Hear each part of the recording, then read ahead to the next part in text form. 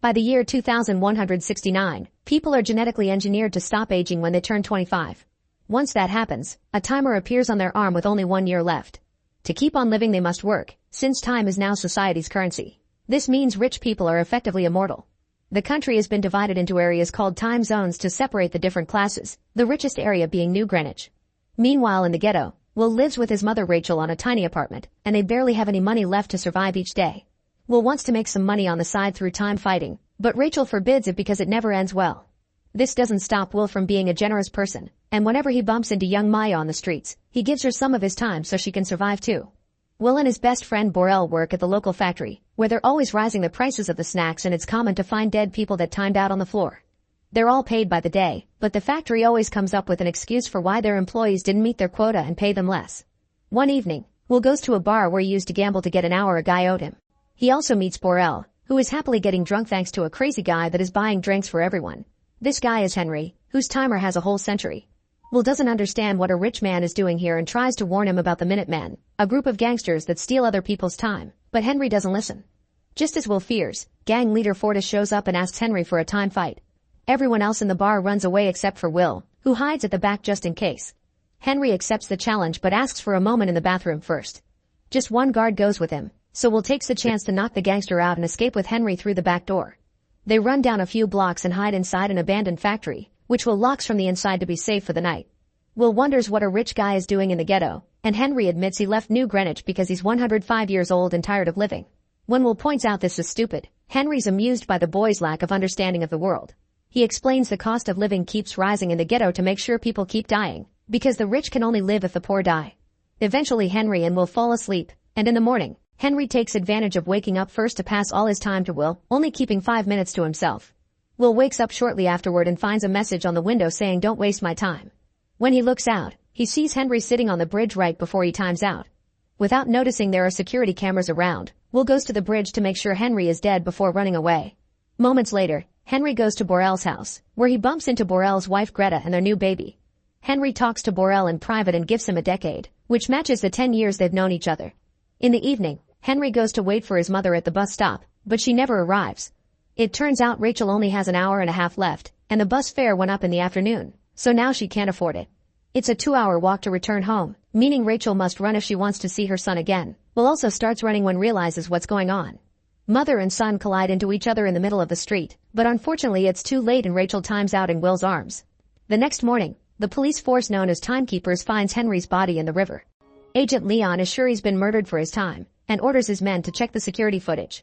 Because of the angle of the cameras, they can't see the body falling, but they do see Will's face and assume he's behind Henry's death. Meanwhile, Will wants to avenge his mother's death.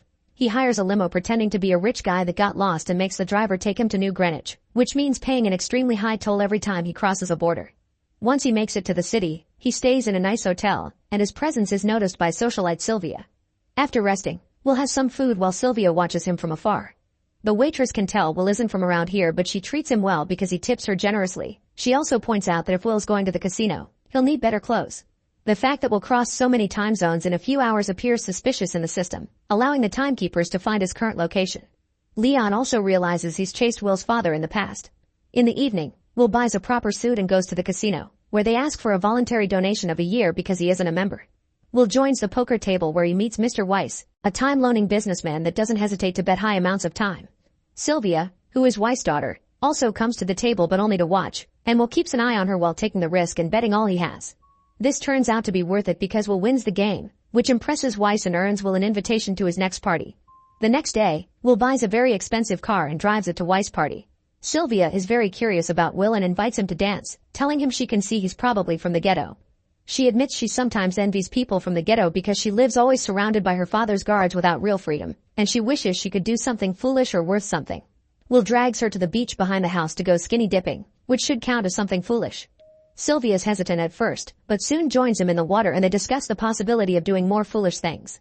When people begin looking for Sylvia, she hides with Will in a cave and asks him to go back before they get into trouble. The pair returns to the mansion through different doors to avoid suspicion. Weiss invites Will to play poker, but they're suddenly interrupted by the timekeepers, who found Will's location by following the purchase of his car. Will is taken to a private office for interrogation, but when he tells them about Henry timing out on purpose, they don't believe him and take most of his time, leaving him with only 2 hours for booking and processing. Leo tells Will he reminds him a lot of his father, who Will doesn't remember well. Weiss and Sylvia come to check on the situation, and Will takes advantage of the distraction to beat the timekeepers up and steal a gun before escaping. He uses the gun to grab Sylvia as his hostage, and they run through the back door to leave in Will's car. Leon begins chasing Will throughout the city and even manages to hit his car from behind, but Will responds by driving backward. He manages to dodge a truck at the last second, but Leon doesn't react so fast and crashes against it, meaning Will gets to escape. As they make their way to the ghetto, Will asks Sylvia for some time, but she refuses to help him. When they reach the bridge, Will gets distracted by the security cameras and doesn't see the spike strip on the ground, which causes the car to crash. Both Will and Sylvia fall unconscious and minutes later, they're found by Fortis and his men, who immediately begin stealing Sylvia's time.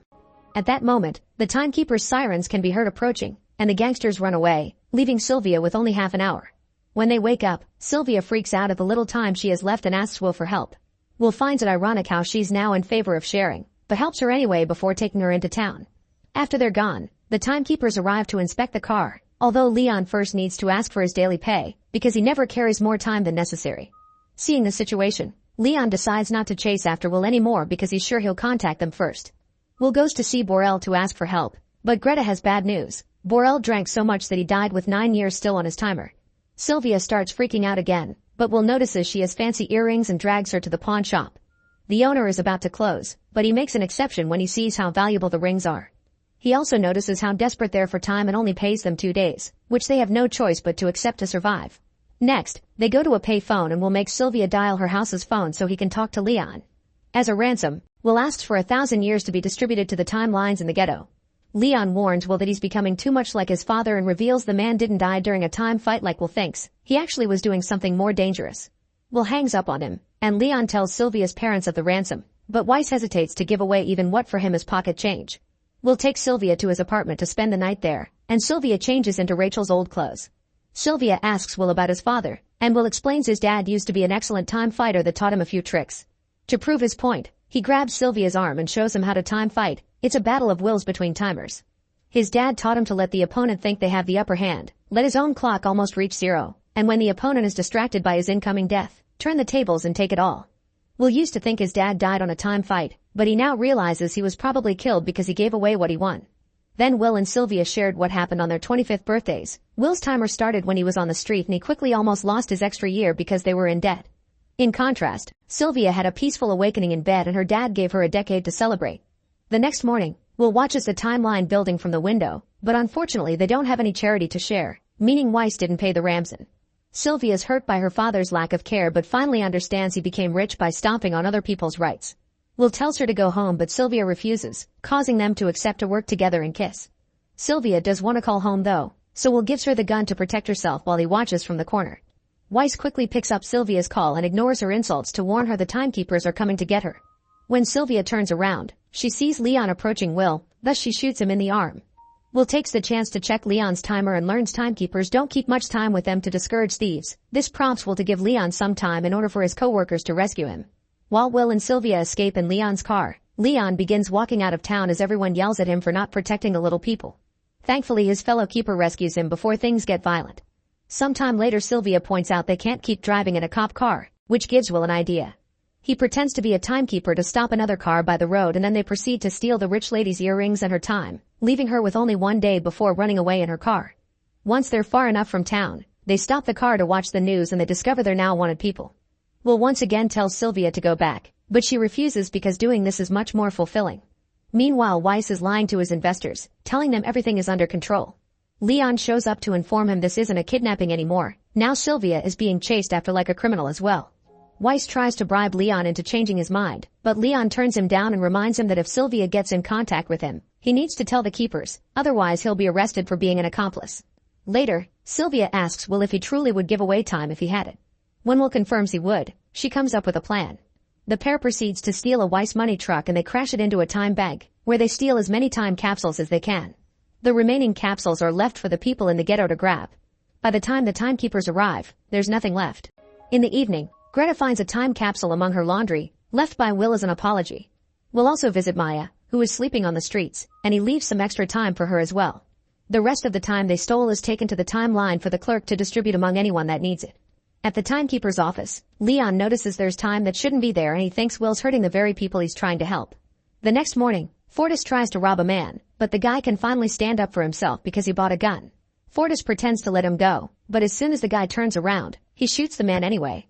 When Fortis checks the guy's timer, he's shocked to see he's wasted a lot of time. Will and Sylvia begin robbing time banks all over the place, and their adventures appear on the news. Weiss wonders if his daughter was trying to kill him, but his wife points out that Weiss almost killed her first by suffocating her. A week later, Leon and his men finally find Will's apartment and get ready to arrest them. However, Will hears the radio chatter from the window and immediately runs away with Sylvia, bursting into a different apartment to jump through a window at the back of the building, not getting hurt thanks to a safe landing on top of a car. Leon copies them and starts to chase them through town, and when Will and Sylvia take the chase to the roofs, Leon opens fire on them. Will shoots back but fails, so he and Sylvia get off the roofs and take the bus. The driver considers the idea of handing them to the authorities, but Will bribes him into silence and they get to leave Leon behind. A few hours later, Will and Sylvia check in at a hotel, paying extra to have all the rooms and for the receptionist not to tell anyone.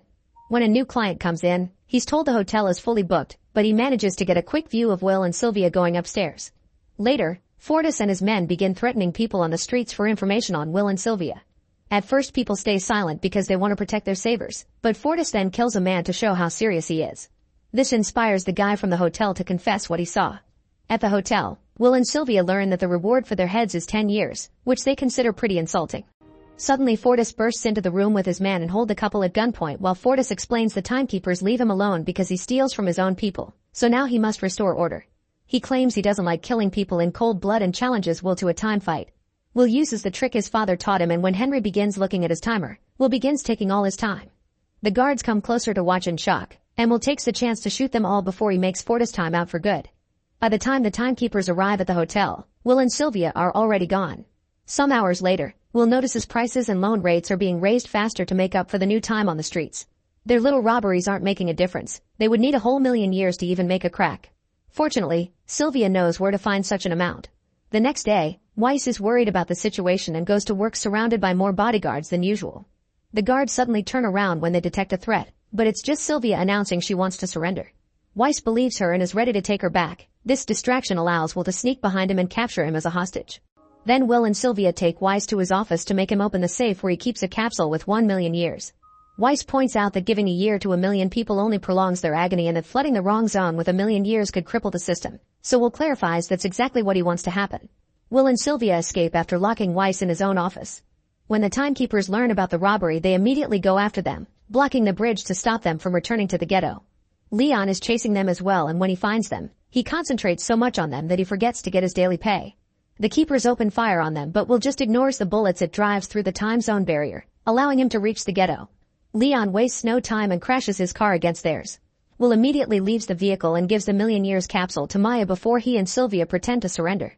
A smug Leon thinks he's won, but at that moment, the timeline announces there's time for everyone, and an eager crowd fills the street, getting in Leon's way and allowing Sylvia and Will to run away. Leon pushes people aside to get back in his car and go after the robbers, but when they cross another barrier, Leon has to follow them on foot. Eventually he catches up to them, and Will guesses Leon used to be from the ghetto too. Leon confirms this and explains he worked hard to get out, which is how things should be. Then he tries to arrest them. Will points out there's no point because he and Sylvia only have a few minutes left, so they'll die soon anyway.